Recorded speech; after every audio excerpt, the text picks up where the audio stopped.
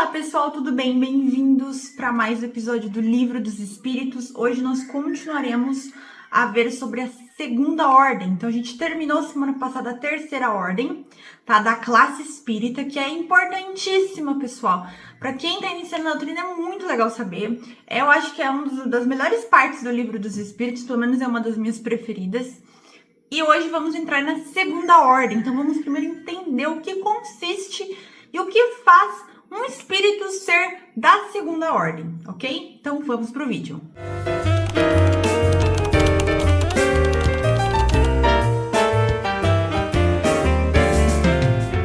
Pessoal, segunda ordem, bons espíritos, tá? Caracteres gerais, começando aqui no item 107, tá? Ele fala aqui, ó. Predominância do espírito sobre a matéria, desejo do bem. Suas qualidades e poderes para o bem estão em relação com o grau de adiantamento que hajam alcançado. Uns têm a ciência, outros a sabedoria e a bondade. Então, já esses espíritos, eles têm o foco no bem. Eles não são pessoas ou espíritos desencarnados que têm vontade de fazer o mal, desejam praticar o mal. Não, eles já focam no bem, eles sabem que o caminho do bem é bom.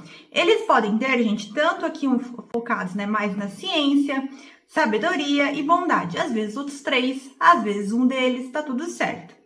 Os mais adiantados reúnem o saber as qualidades morais.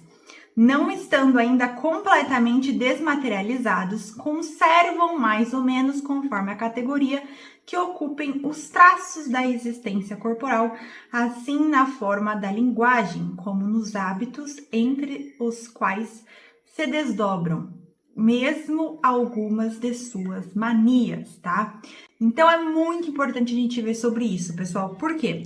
Mesmo, ele fala aqui, mesmo não estando ainda completamente desmaterializado, eles conservam, ou seja, dentro deles tem ainda, eles lembram, eles conservam conforme a categoria que ocupem, mais ou menos adiantados, os traços da existência corporal, tá?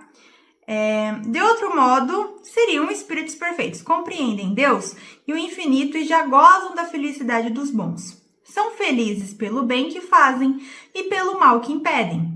O amor que os une lhes é fonte inefável ventura, que não tem a perturbá-la nem a inveja, nem os remorsos, nem nenhuma das más paixões, que constitui o tormento dos espíritos imperfeitos. Todos, entretanto, ainda têm que passar por provas até que atinjam a perfeição. Então, não é porque eles já estão espíritos que estão ali na bondade, que praticam o bem, que fazem o bem, que eles ainda não têm provas. Então, eles têm ainda algumas expiações, algumas provas a serem passadas, tá? Então, por exemplo, existem esses espíritos aqui na Terra, passando por dificuldades, passando por, momentos difíceis, mas eles estão sempre firmando no bem. Eles já sabem disso e fazer o bem para eles causa felicidade. E se eles conseguem impedir o mal, mais felizes ainda, tá? Como espíritos, como quando eles estão em espíritos, suscitam bons pensamentos, desviam os homens da senda do mal, protegem na vida os que lhe mostram dignos de proteção e neutralizam a influência dos espíritos imperfeitos sobre aqueles quem não lhes é grato sofrê-la. Então, eles já, quando eles estão em espírito, eles têm ali o trabalho ativo de auxiliar as pessoas, de desviar do mal, de, trabalhar ali com os obsessores, tá? Eles fazem isso. Quando encarnados, ou seja, agora quando esses espíritos estão encarnados, são bondosos e benevolentes com os seus semelhantes. Não os movem o orgulho, nem o egoísmo ou a ambição. Não experimentam ódio, rancor, inveja ou ciúme e fazem o bem pelo bem. Ou seja, gente, esses espíritos são muito, muito bons, tá? Porque assim, eles já não são mais movidos pelo rancor, pelo ódio, pela mágoa, Eles eles fazem o bem pelo bem, eles gostam de fazer o bem e eles não ficam cultuando esses sentimentos tão atrasados e tão ruins, Porque eu não indico que ninguém fique alimentando esse tipo de pensamento ou esse tipo de sentimento, tá? E ele fala aqui, a esta ordem pertence os espíritos designados nas crenças vulgares pelos nomes de bons gênios, gênios protetores e espíritos do bem.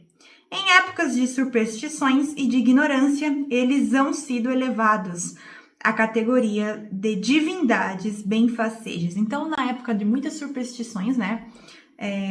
E de ignorância, esses espíritos são vistos como divindades que fazem o bem, que ajudam as pessoas, tá? Mas são espíritos, né, que estão ali na mesma luta de buscando evoluir, mas já tem um certo adiantamento. Podem ser divididos em 4 grupos principais. Então, aqui vem o pulo do gato, tá? A gente viu já os caracteres gerais, mas esses espíritos bons, esses bons espíritos, são divididos em 4 grupos, tá? Que são quinta classe, os espíritos benévolos. Quarta classe, os espíritos sábios, tá? Terceira classe, os espíritos de sabedoria. E segunda classe, espíritos superiores, ok? E, pessoal, a gente vai deixar para ver essas classes a partir de semana que vem. Hoje nós vimos os caracteres gerais, ok? Será que você é um espírito bom? Será que você é um espírito imperfeito? Qual será que é a sua categoria, hein? Reflita sobre isso e busque ao máximo melhorar o que você pode nessa existência, hein? Vejo vocês aqui semana que vem. Um beijo, tchau!